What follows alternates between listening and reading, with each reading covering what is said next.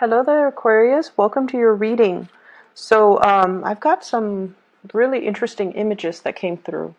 So bear with me. First of all, so I see this warrior couple. They're wearing what looks like medieval style, I guess, armor.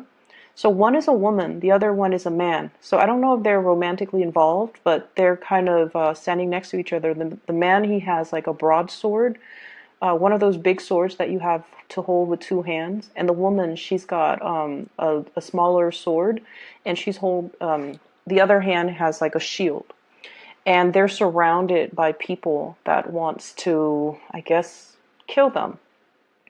And then, there are two of them. Their backs are to each other. They're like trying to protect each other, but also fight off the people that have encircled them. So I see like 8 or 9 people circling around them.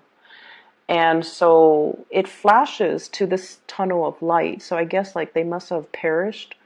And then I see the same two people, the man and the woman, but the woman is wearing in modern day clothes. She's wearing what looks like a business suit, and she looks like she could be a secretary or a paralegal. There's a lot of documents and files on her desk. And then she's sitting down at her desk, and the man is standing up, and he's wearing a suit.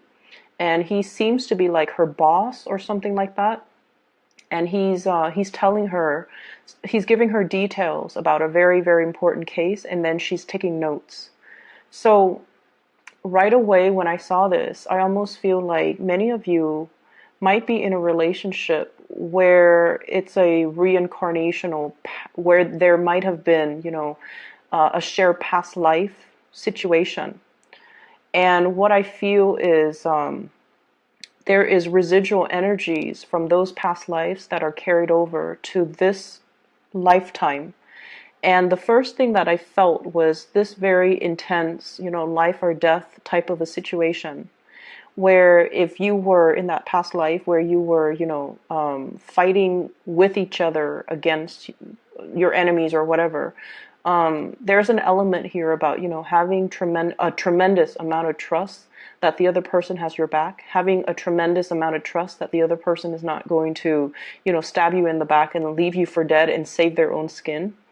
So I feel like some of you are in that type of a relationship where there is an immense, immense, immense amount of trust that you have with one another. And going to the other image where it's almost like a boss subordinate type of a relationship, there might be a little bit of a power dynamics or power struggles in the relationship, where one person feels like they make the executive decisions and then the other person has to obey, or one person feels like they're in more of a subordinate role and they have to cater to the other person.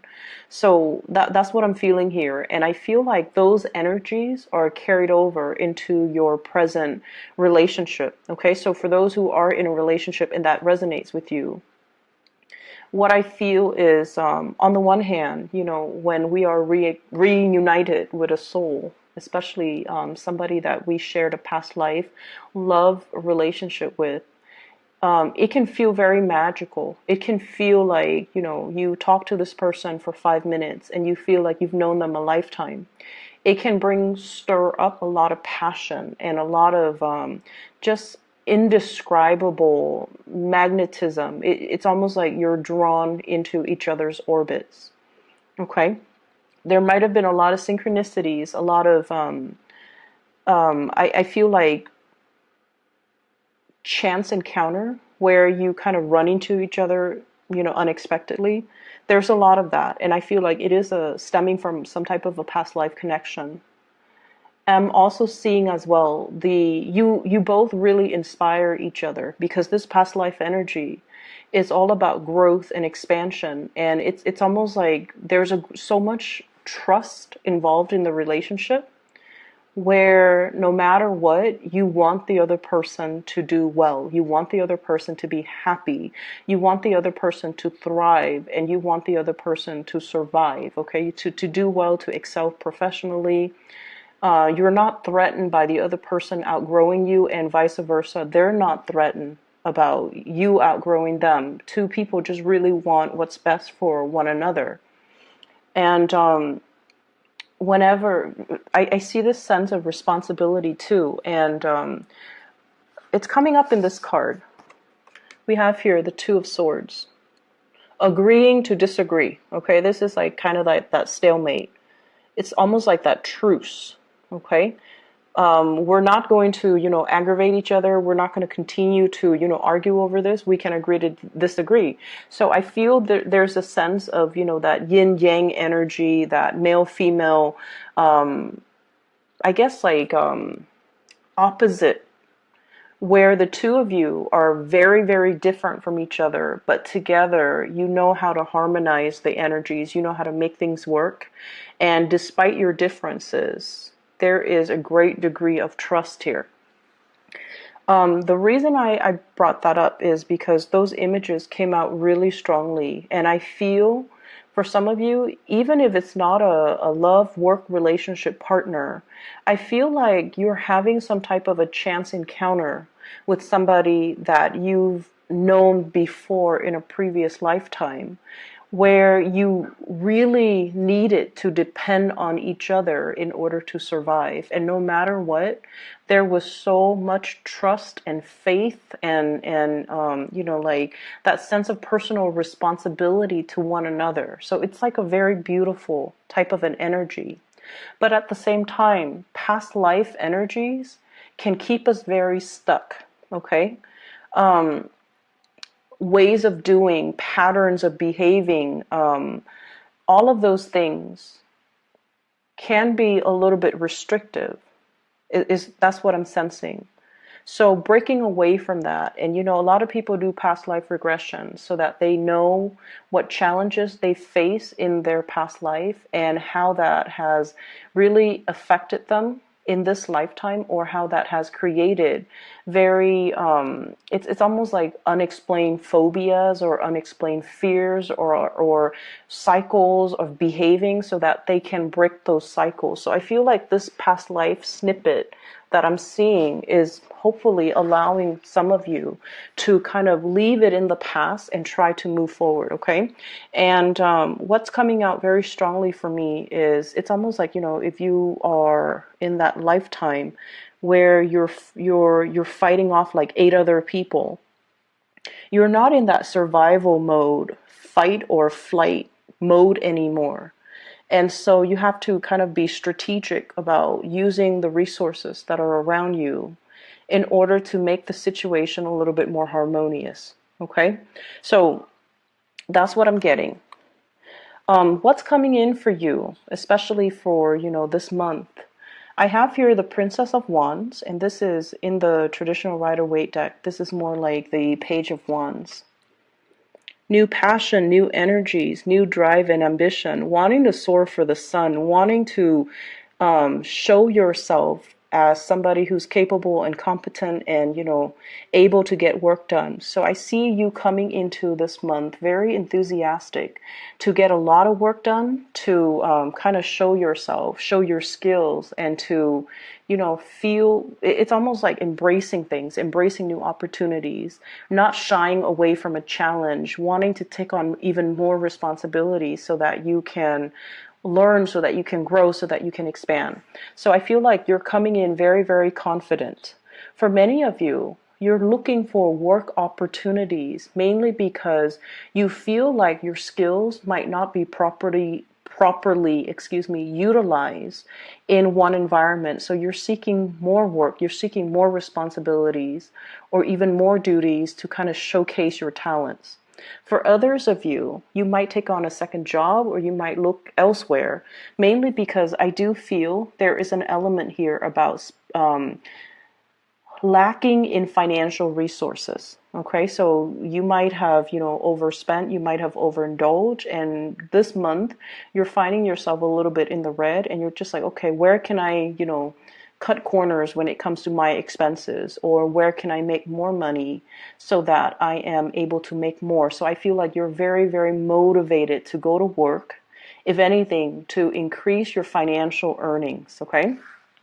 I see many of you going through your bank accounts, going through your ledgers, itemizing everything, and then trying to figure out where you can skimp, where you can save up, where you can, cut corners when it comes to your expenses. So a little bit of fears when it comes to your finances, when it comes to moving money around from the savings account to the checking account and things like that. I see a lot of that coming in for this month, and I see you itemizing to figure out, if, for example, if you're contemplating a move, how much is that going to cost? How much is it going to cost for a new house, a new apartment, and especially to renovate or even to arrange, I'm seeing, and also like buy new furniture. So I feel like you're itemizing everything. You're putting things up for sale. You're cleaning and decluttering your environment. There's a little bit of stress coming through for this month. I feel like there's a lot of electronic communication coming back and forth. So I feel many of you are putting things up for sale, or you are doing something where you're selling things electronically and you have a lot of buyers. Okay, so like they're coming in and asking you, like possibly even reducing the price. Can you, rather than, so for example, if you're selling something for $50, they're like, can you give it to me for $40? So there's this constant back and forth. And I feel like you can, kind of put your foot down just to save yourself, the emotional anguish. Just put your foot down and say, oh, I'm sorry, whatever price I listed, that's the final price. I'm very sorry about that. So that's what I see. I feel like people are bargaining with you, but they're not doing it face to face. They're doing it through emails. And it just seems like it's a drawn out process. So they would ask you a question, and it's not until the next day that you respond to them. And then the next day they respond to you. So it feels like it drags on for more than a week when you just want to get these items out of your space. That's what I'm feeling here. So I see a lot of cleaning up, decluttering, which is good. I feel like it's going to put much needed, resources back in your pocket. So traveling light, decluttering your environment, cleaning things up, I feel like it's going to be very fruitful. Okay. What I also have as well, this is the Nine of Cups. Okay. This is a card about emotional fulfillment, getting your wishes met. And when I saw this cup, you know how or like at a wedding, they arrange all the champagne glasses almost in a pyramid, and then they pour the champagne from the top cup, and then it trickles down to all the other ones. That's what I'm feeling. And Aquarius, one of the habits that you have is in order for you to feel completely happy, you feel like everything has to be perfect. Everything, like it's almost like I can only be happy if all of my ducks are in a row. I can only be happy if all the areas of my life are perfectly balanced, okay? So work has to be perfect. I have to love my job. My relationship has to be perfect. On top of the work being perfect, I have to be with my soulmate. And then on top of work and my love life being perfect, I have to have groups of friends or, group associations that are really emotionally fulfilling. And then on top of that, family situation has to be perfect. So everything in your life you feel like has to be at its best in order for you to say, I'm happy. And I feel like there's a little bit of a fallacy when we look at things in that way. It makes us too perfectionistic. It's almost like putting a lot of unnecessary pressure on yourself to make sure that everything in your life is stable and perfect and just, everything is in its place, rather than really enjoying the imperfections, and rather than just enjoying the moments of happiness as they come in. So I see almost this obsessive need from your end, not only to control things. Four of Pentacles is the Miser card, but also you're trying so hard to exact perfection in all areas of your life, and you're not giving yourself a break. You're trying so hard to be everything to everybody, and you're not giving yourself the time to just be you. You're measuring, I guess, like your ideals of happiness as being, this total state of completion where everything is neat and orderly and perfect. And you're putting a lot of unnecessary pressure on yourself. I feel like many of you have become aware of this, and you're shifting to a place where you are more welcoming when it comes to, the organized chaos. Like you're welcoming it, and you're okay with that. And so what I feel in terms of this spread overall, when it comes to your advice, is this is a square, right? It is very, very stable. But at the same time, it's a little bit rigid. It's a little bit uninspiring. So they're trying to shift you away from this and to allow this change to happen in your life. A change that is a little bit more open-ended. Change that is also a little bit more like organic. Okay? So not seeing things as this four corners and everything has to have a place, and it's building things up like one by one and needing to itemize everything. They're telling you to kind of allow the process to organically unfold and to work from a space where you're, I want to say, allowing the universe, I guess, to take over. What I really like about this card, and this symbol of Jupiter. Jupiter is the planet of luck and expansion, okay? And so you're being helped along the way, and it's to kind of allow you to take a step back, not try to control everything, and just let things unfold in a timely manner, okay? In a timely manner that is divinely guided, okay? So aside from that, the other thing that I'm picking up here is let's talk about the relationship partner or whoever it is that is heavily on your mind that you are thinking about. We have here the Eight of Wands. This is a very non-traditional deck, okay? And what I feel is, for some of you, the Eight of Wands is, the fast, swift communication. In this deck, the energy is a little bit different.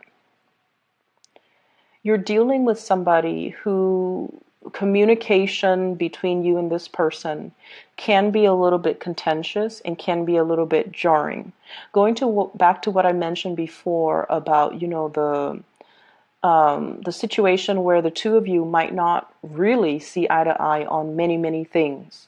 The two of you as well, and I do see as well, a lot of people in same-sex relationships in this spread as well. And despite being the same gender, there are just a lot of differences between the two of you, where you might have different cultural upbringing. You might have different religious beliefs. You might even have different ways in which you look at relationships and parenting. And, one person might want children, the other person might not. One person is a homebody, the other person is very adventurous. So I see this opposition between you and the other person. But for whatever reason, the two of you have very similar values, okay? And that's what's weird about it, because let's say a value of yours, Aquarius, is, let's just say, for many of you at least, okay?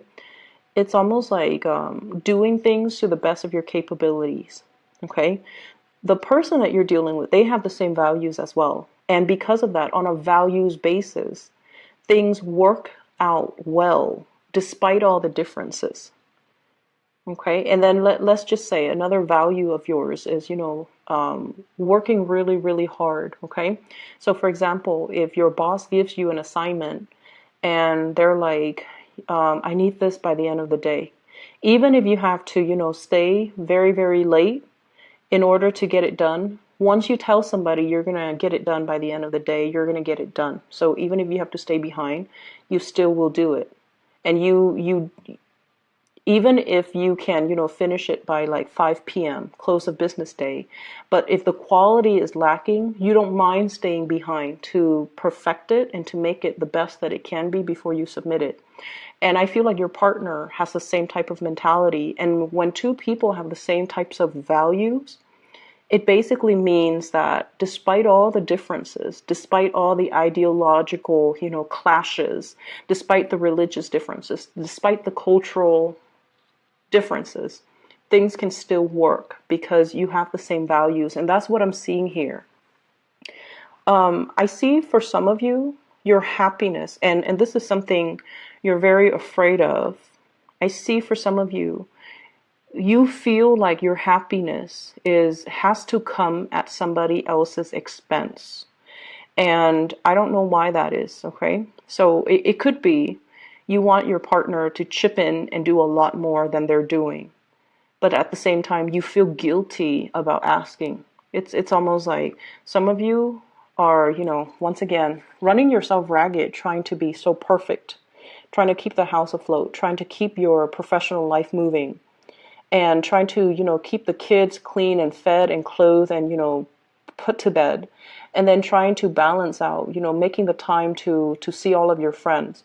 You're running yourself ragged, trying to keep everything afloat. And you want your partner to chip in, but you also understand that your partner as well, because of this values, your partners are also like you. They're trying to get things sorted out and moving along in their life. And you feel like, I really need you to step in and help me. But is it selfish for me to ask this of my partner? Of course, it's not selfish for you to ask, but you feel that way. And so your happiness does not have to come at anybody's expense. I feel like that is a mentality or a false paradigm that you're taking on because you're so self-sufficient most of the time that you feel it shows weakness or it shows a lack of being able to be on top of things when you have to ask somebody for help. Okay, and I feel like it is within your right and it is something that you deserve. You have to be able to be open and honest with your partner. So it's okay to ask for help. And then this image about your happiness is coming at somebody else's expense. So I have here 9 of Swords and then 9 of Cups, trading one for the other. Some of you might be in a relationship with somebody who is already in another relationship. And if they were to leave that person in order to be with you, because like I said, there's some type of a past life energy here. It is really, really strong. So they're feeling this draw or this really magnetic, almost like electrifying lightning bolts. Okay, electrifying pull towards you. And you feel like my happiness is coming at somebody else's expense. They have to leave somebody in order to be with you. And there's a lot of guilt about that because with the Aquarius person, you don't want things to happen at anybody else's expense. You feel like it's not fair and you feel almost like, yes, you want this, but at the same time, you would feel really, really bad that somebody else is losing out on something in order for you to win something. That's what it feels like to me. So I see this inner conflict within you about not accepting something that you really, really, really want because it's coming at the expense of somebody else. Okay? The person that you're dealing with, I have here the Moon. A really strong, almost like telepathic, mutual understanding between two people where emotionally you're definitely on the same page. This is a really balanced card when it comes to the imagery in this deck.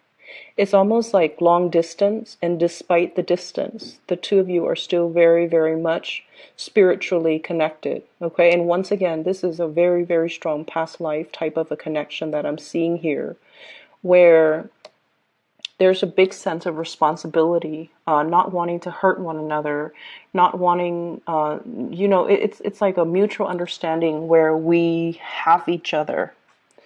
And then I also feel like the communication might oftentimes be a little bit um,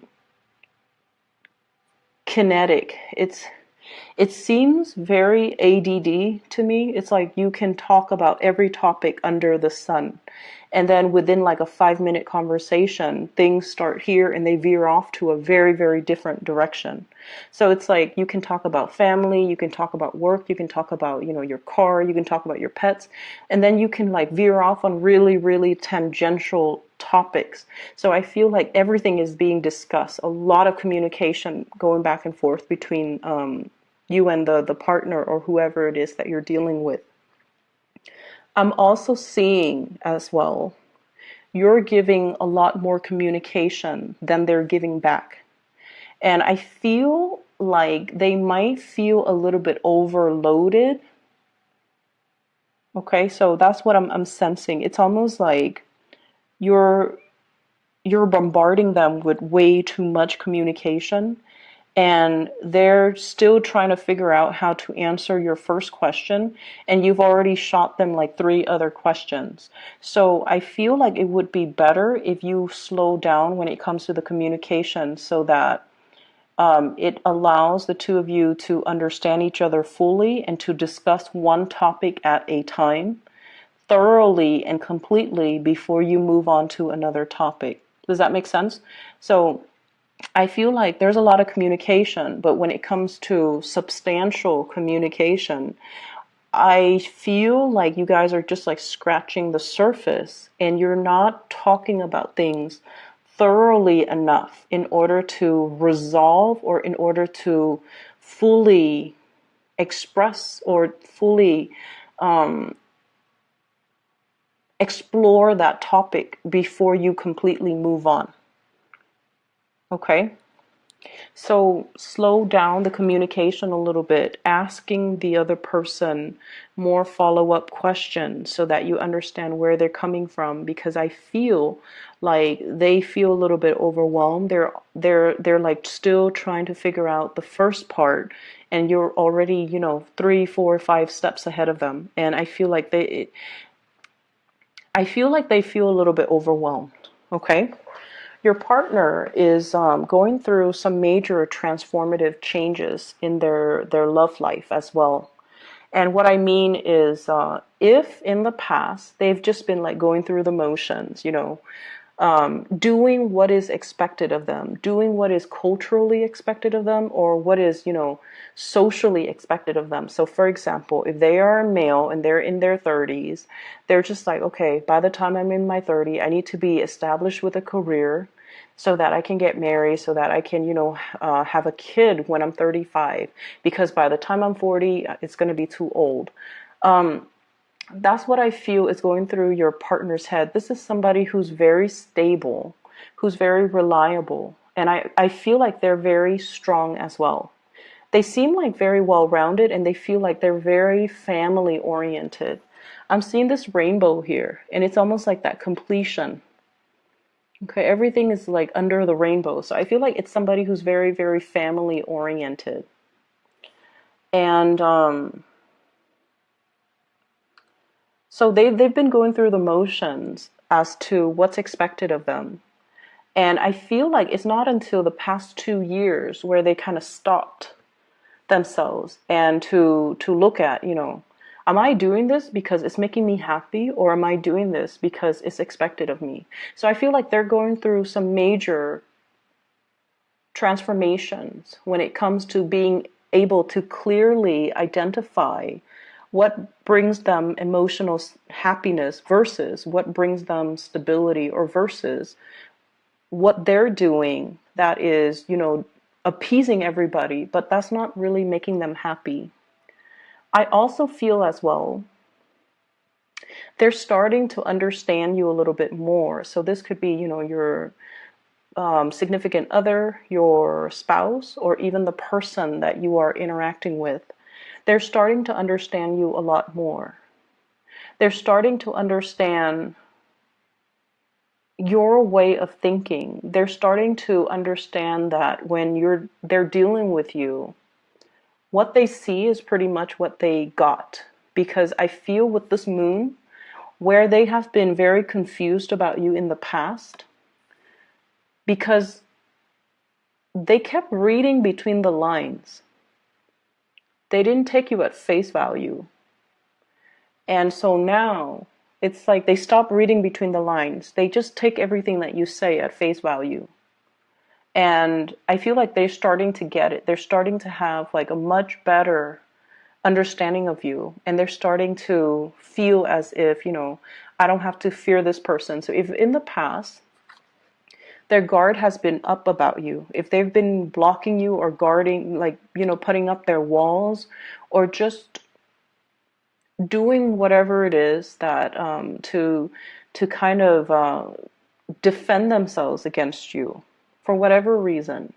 Maybe they're overwhelmed, or maybe they're afraid of the connection as well. Maybe they're afraid of the responsibilities in the relationship.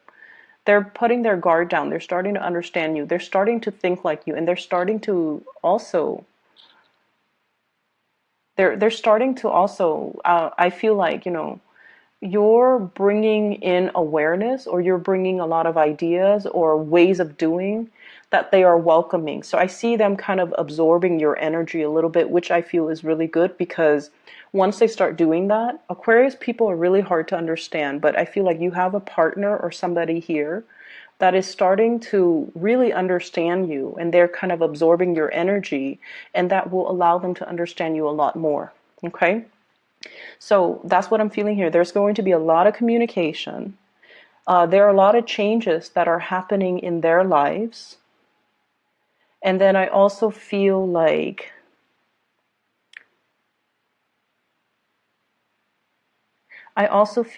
whatever has been troublesome or problematic about the communication in the past, now there is some type of it's almost like a peace offering here. A peace offering, okay, a stalemate. We don't have to fight. We can agree to disagree. But I feel like they're taking more of your energy with the suit of swords, and they're starting to understand you.